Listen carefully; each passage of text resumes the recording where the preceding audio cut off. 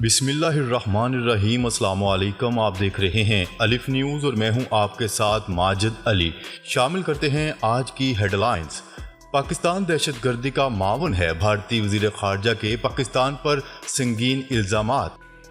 امریکہ Bashar al Assad حکومت کے ساتھ تعلقات معمول پر نہیں لائے گا، اینتھنی بلنکن کا دو ٹوک بیان۔ را کے سابق سربراہ نے کشمیر معاملے پر اصلیت کا پردہ چاک کر دیا۔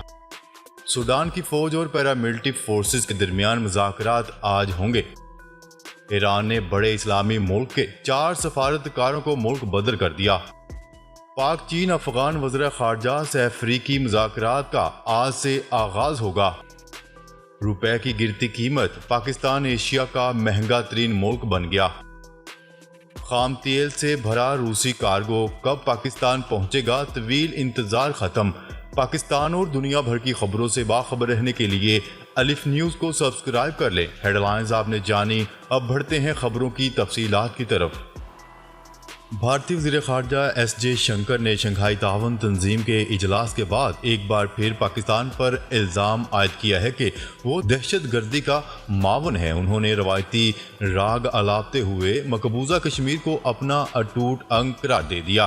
انہوں نے پاکستان کے ساتھ مذاکرات کی بحالی کے امکان کو مسترد کرتے ہوئے اپنے پاکستانی ہم منصب بلاول بھٹو زرداری پر الزامات کی بارش کر دی اور انہیں دہشت گردی کی صنعت کا ترجمان، اسے فروغ دینے اور جواز فراہم کرنے والا قرار دے دیا۔ ان کا کہنا تھا کہ دہشت گردی کے متاثرین دہشت گردی پر بات کرنے کے لیے اس کے مجرموں کے ساتھ مل کر نہیں بیٹھتے۔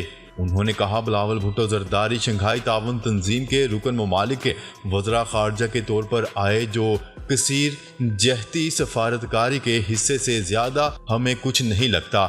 انڈین وزیر خارجہ ایس جے شنکر کا کہنا تھا کہ دہشت گردی کے معاملے پر پاکستان کی ساکھ اس کے غیر ملکی زر مبادلہ کے ذخائر سے بھی زیادہ تیزی سے ختم ہو رہی ہے۔ ایس سی او کے اجلاس میں جے شنکر نے دہشت گردی سے لڑنے کے لیے مشترکہ کوششوں پر زور دیا۔ خبر کے اگلے حصے میں بات کرتے ہیں۔ امریکی محکمہ خارجہ نے کہا ہے کہ امریکہ شام کے صدر بشار الاسد کی حکومت کے ساتھ تعلقات کو معمول پر نہیں لائے گا۔ غیر ملکی خبرساں ادارے کی رپورٹ کے مطابق امریکی محکمہ خارجہ نے کہا کہ اعلیٰ امریکی سفارتکار اینتھنی بلنکن نے اپنے اردنی ہم منصب کے ساتھ فون کال کے دوران شام اور اس کے عرب پڑوسیوں کے درمیان عمان میں ہونے والی حالیہ ملاقات پر تبادلہ خیال کیا۔ اس دوران بلنکن نے واضح کیا کہ امریکہ بشار الاسد حکومت کے ساتھ تعلقات کو معمول پر نہیں لائے گا اور جب تک اقوام متحدہ کی سلامتی کونسل کی قرارداد 2254 کے مطابق سیاسی پیش رفت نہیں ہو جاتی، اس وقت تک امریکہ اسد حکومت کے ساتھ تعلقات کو معمول پر لانے کی حمایت بھی نہیں کرے گا۔ واضح رہے کہ شام، مصر، عراق، سعودی عرب اور اردن کے وزراء خارجہ نے رواں ہفتے کے آغاز میں اردن کے دارالحکومت میں مذاکرات کے لیے ملاقات کی، جس میں بشار الاسد کی حکومت کو عربوں میں واپس لانے کے لیے زور دیا گیا۔ محکمہ خارجہ کے مطابق بلنکن نے پناہ گزینوں کی میزبانی کے لیے اردن کا شکریہ ادا کیا اور امریکی موقف کو تقویت دی کہ شام کو ایسے حالات پیدا کرنے چاہیے جن میں انسانی حقوق کے لیے احترام شامل ہو، جو پناہ گزینوں کو محفوظ، رضاکارانہ اور باوقار طریقے سے واپسی کی ترغیب دے گا۔ خبر کے اگلے حصے میں بات کرتے ہیں۔ را کے سابق سربراہ نے کشمیر معاملے پر اصلیت کا پردہ چاک کر دیا۔ کشمیر بھارت کے ہاتھ سے نکل رہا ہے۔ را کے سابق سربراہ اے ایس دولت نے کشمیر کے معاملے پر اصلیت کا پردہ چاک کر دیا۔ تفصیلات کے مطابق بھارتی میڈیا کو دیے گئے انٹرویو میں را کے سابق سربراہ نے کہا کہ مقبوضہ کشمیر میں آزادی کی جدوجہد مقامی افراد کر رہے ہیں، اس میں کسی ملک یا ایجنسی کا کوئی کردار نہیں۔ مقبوضہ کشمیر میں بھارتی فوج ہر تھوڑے عرصے بعد سست پڑ جاتی ہے۔ انہوں نے کہا کہ مقامی افراد کی جانب سے آزادی کی جدوجہد کے بعد مقبوضہ کشمیر کی صورتحال یکسر تبدیل ہو گئی ہے اور اب حالات بھارت کے کنٹرول سے بھی باہر جا رہے ہیں۔ انہوں نے کہا کہ کشمیر کی تحریک آزادی میں کسی بھی بیرونی ہاتھ کے شامل ہونے کے شواہد نہیں ہیں۔ اے ایس دولت نے کہا کہ پاکستان کی جانب سے کشمیریوں کی سفارتی اور اخلاقی حمایت ہر فورم پر جاری ہے، جبکہ آزادی کی تحریک بھی مقامی افراد کی امنگوں کی ترجمان ہے۔ انہوں نے کہا کہ مقبوضہ کشمیر میں بھارتی فوج کے حوصلے پست ہو رہے ہیں، جسے دنیا دیکھ رہی ہے، جبکہ کشمیر میں آزادی کی مسلح جدوجہد کرنے والے بھارتی فوج کی نسبت زیادہ ہوشیار اور 4 ہاتھ آگے ہیں۔ خبر کے اگلے حصے میں بات کرتے ہیں سوڈان کی فوج اور پیراملٹری فورسز کے درمیان مذاکرات آج ہوں گے۔ سوڈان کی فوج اور پیراملٹری فورسز کے درمیان مذاکرات کا آغاز، جس کی سعودی عرب اور امریکی حکومت نے بھی تصدیق کر دی۔ سعودی اور امریکی حکومت کی جانب سے جاری کردہ مشترکہ بیان میں کہا گیا ہے کہ سوڈانی فوج اور پیراملٹری فورسز کے درمیان مذاکرات آج جدہ میں ہوں گے۔ سوڈانی فوج کے وفد کی نمائندگی 3 افسران اور 1 سفیر کر رہے ہیں اور ریپڈ سپورٹ فورس کا وفد 3 افسروں پر مشتمل ہے۔ مشترکہ بیان میں یہ بھی کہا گیا ہے کہ سوڈانی قوم کے مفاد میں فریقین جنگ بندی اور تنازع کے خاتمے کے لیے مذاکرات کریں۔ واضح رہے کہ سوڈان میں فوج اور پیراملٹری فورسز کے درمیان 15 اپریل سے جاری جھڑپوں میں اب تک 700 سے زائد افراد جان سے ہاتھ دھو بیٹھے ہیں اور سینکڑوں افراد زخمی ہیں۔ خبر کے اگلے حصے میں بات کرتے ہیں ایران نے بڑے اسلامی ملک کے 4 سفارتکاروں کو ملک بدر کر دیا۔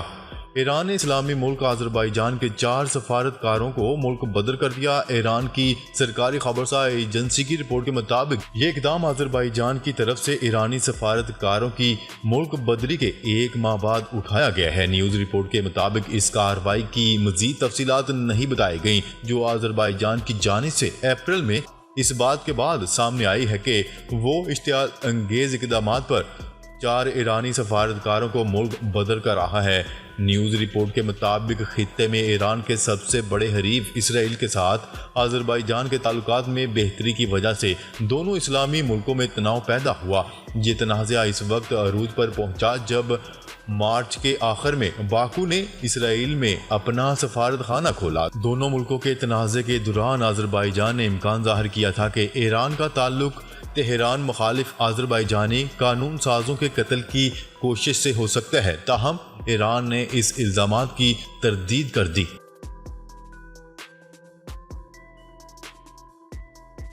خبر کے اگلے حصے میں بات کرتے ہیں پاک چین افغان وزرائے خارجہ سہ افریقی مذاکرات آج اسلام آباد میں ہوں گے۔ چینی اور افغان وزیر خارجہ بھارت سے براہ راست کل پاکستان پہنچے تھے۔ چینی وزیر خارجہ بھارت میں شنگھائی تعاون تنظیمی اجلاس میں شرکت کے بعد گزشتہ روز پاکستان پہنچے۔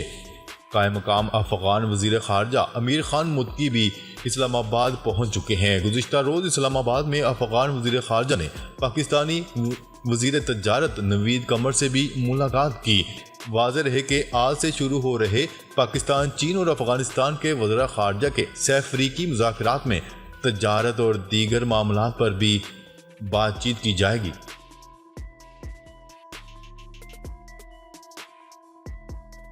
خبر کے اگلے حصے میں بات کرتے ہیں پاکستان نے مہنگائی میں سری لنکا کو پیچھے چھوڑ دیا، جس کے بعد وہ ایشیا میں سب سے تیز رفتار افراط زر کا شکار ملک بن گیا۔ بلومبرگ کی رپورٹ کے مطابق پاکستان میں کمزور کرنسی، خوراک اور توانائی کے بڑھتے ہوئے اخراجات نے اپریل میں قیمتوں میں اضافے کو خطے کی بلند ترین سطح تک پہنچا دیا۔ محکمہ شماریات پاکستان کی جانب سے گزشتہ روز جاری کردہ اعداد و شمار کے مطابق صارفین کے لیے اشیاء کی قیمتوں میں اپریل میں 1 سال قبل کے مقابلے میں 36.4% کا اضافہ ہوا، جو کہ 1964 کے بعد سے سب سے زیادہ اضافہ ہے۔ خبر کے اگلے حصے میں بات کرتے ہیں 7,50,000 بیرل خام تیل لے کر آنے والے روسی کارگو کی جون کے پہلے ہفتے میں آمد متوقع ہے۔ نیوز رپورٹ کے مطابق حکومت کو توقع ہے کہ روسی ٹیسٹ کارگو خام تیل لے کر آ رہا ہے، جون کے پہلے ہفتے میں پہنچ سکتا ہے، جو کہ مستقبل میں ایندھن کی تجارت کا تعین کرے گا۔ خیال ہے کہ پاکستان نے روس سے خام تیل درآمد کرنے کا پہلا آرڈر دے دیا ہے۔ نیوز رپورٹ کے مطابق ذرائع کا کہنا ہے کہ روسی وفد کے کراچی میں پاکستانی حکام سے مذاکرات ہوئے، جن میں اہم امور طے کر لیے گئے، جس میں طریقہ ادائیگی شامل ہے، تاہم کچھ معمولی نوعیت کے امور باقی ہیں جو بعد میں طے کر لیے جائیں گے۔ ناظرین، اب تک کے لیے اتنا ہی۔ مزید خبریں لے کر بہت جلد آپ کی خدمت میں حاضر ہوں گے۔ تب تک کے لیے اپنا خیال رکھیے گا۔ اللہ نگہبان۔